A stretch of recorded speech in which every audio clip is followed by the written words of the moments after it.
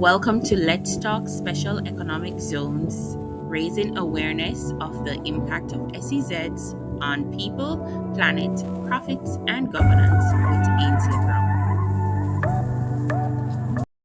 Hi, welcome everyone to another episode of Let's Talk Special Economic Zones. I'm your host, Ainsley Brown, and in today's episode, we're going to talk about strengthening the linkages between zones and the domestic economy, some methods that can be used to strengthen that.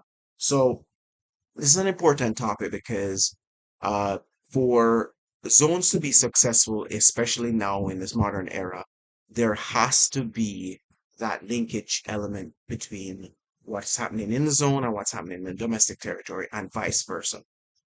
The zones of the past, way back, I shouldn't say way back, I kind of dated myself, I suppose. I guess in the 70s, 80s, and even in the 90s, early 90s, were based on an enclave model. That is, they were isolated, separated from the domestic economy, and there's the idea was to draw labor from the domestic economy primarily.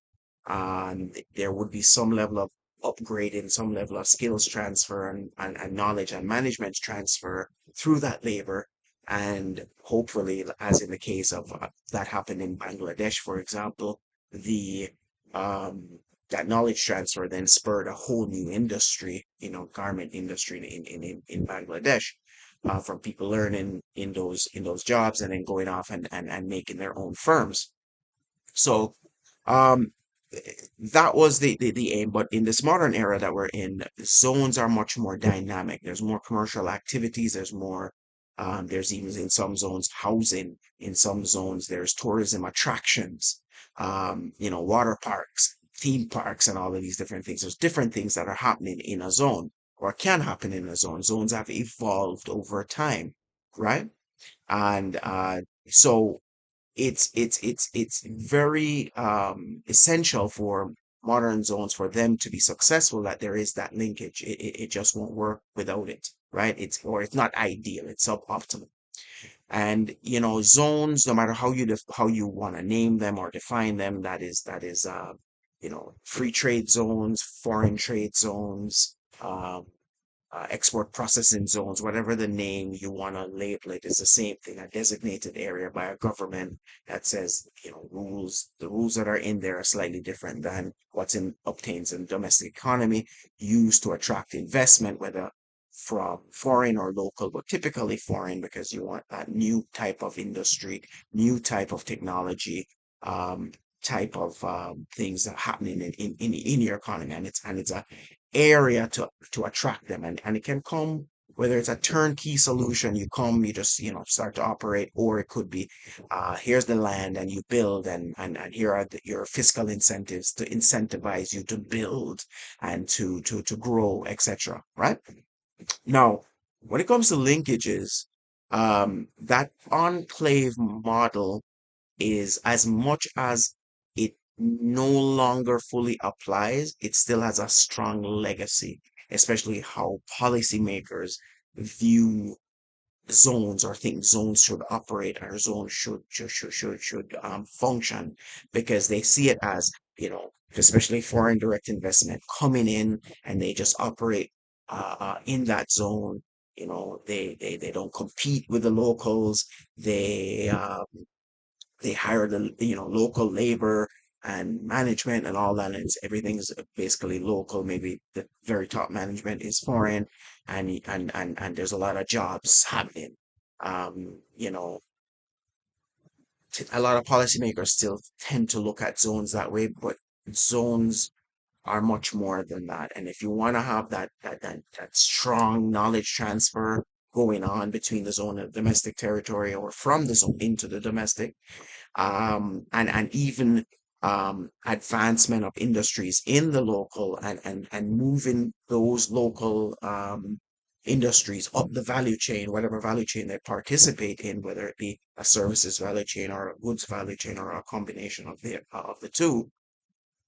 Zones represent a very interesting way to localize that value chain, attract that value chain to your country, and then link it back into the rest of the economy and thereby upgrading the rest of the economy.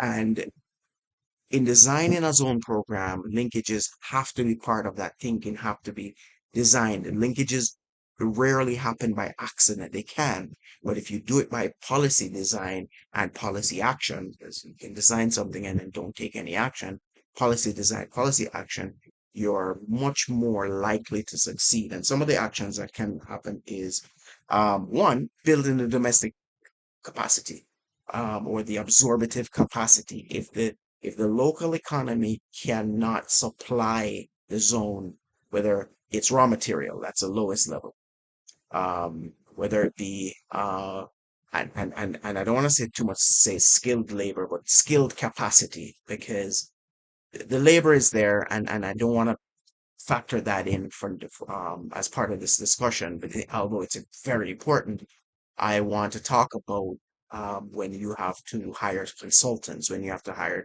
the lawyers, when you have to hire the engineers on a contractual basis. You're not hiring them as employees. You're employing them as contractors. And do you have the do you have the capacity? Are there the folks there, and are there the institutions to bring up that capacity? That's essential, right? You need that in place.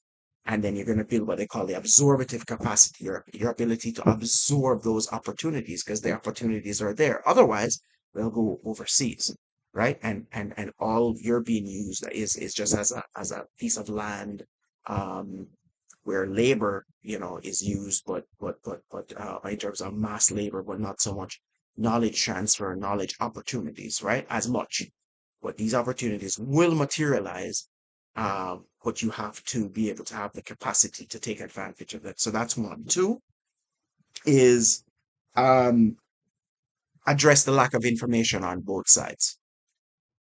Sometimes there's an assumption that people know, hey, but they know that they should know that. No, no, don't assume that. A zone, especially foreigners coming in, they don't know your country.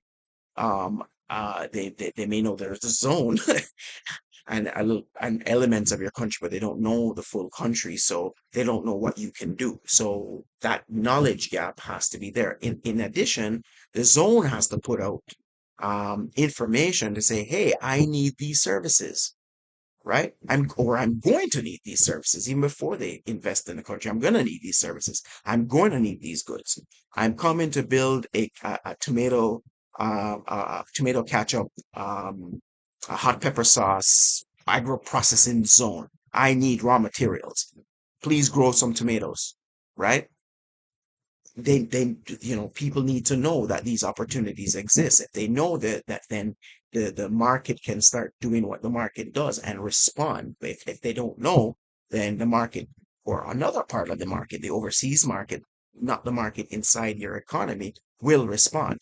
So you need to close that information gap. Third, taxation, incentives. And the incentives have to be on both sides, not just for the zone, but for the domestic territory as well.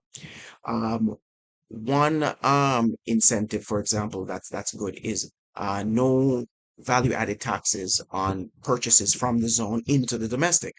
So the zones are purchasing items, purchasing raw materials, uh, no value added tax. It reduces the cost of those inputs into production, and incentivizes the zone to buy from the domestic territory.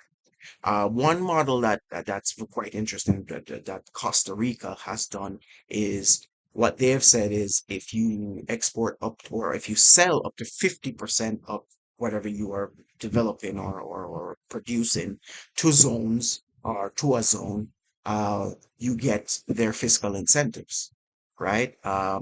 That's again putting the incentive not just for the zone, but in the domestic territory as well, incentivizing them to link to and upgrading their skills, because their skills, their technology, their capacity, everything. If they didn't have it, they wouldn't be able to fulfill the quantity and quality that the zone requires.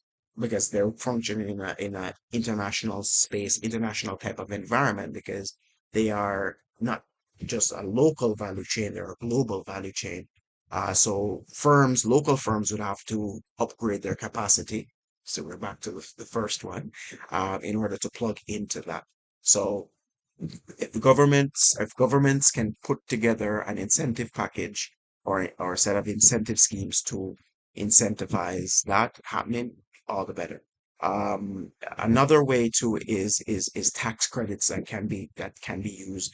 Tax credits and tax rebates are interesting because they are performance based. You get it after you've done something or after you've taken action, not before, or not potential of taking. So having purchased, for example, a certain amount from the domestic territory, you may get a tax rebate, or if you've sold to a zone, you get a tax rebate. So there are different permutations, different things that governments can do to incentivize linkages happening. Um, to some of which cost money in terms of budgetary allocations and fiscal revenue allocations, but there are others that are simpler, like the information gap. A website to bridge that gap is something that's perfect. Networking events, so folks can network. There are different things that can happen, right? Anyway, as you can tell, I'm very, very, very passionate about this area. But if you like this episode, please like, share, subscribe. If you want to see me do a particular topic, just leave me a comment down below, and I'll get right back to you. Bye for now.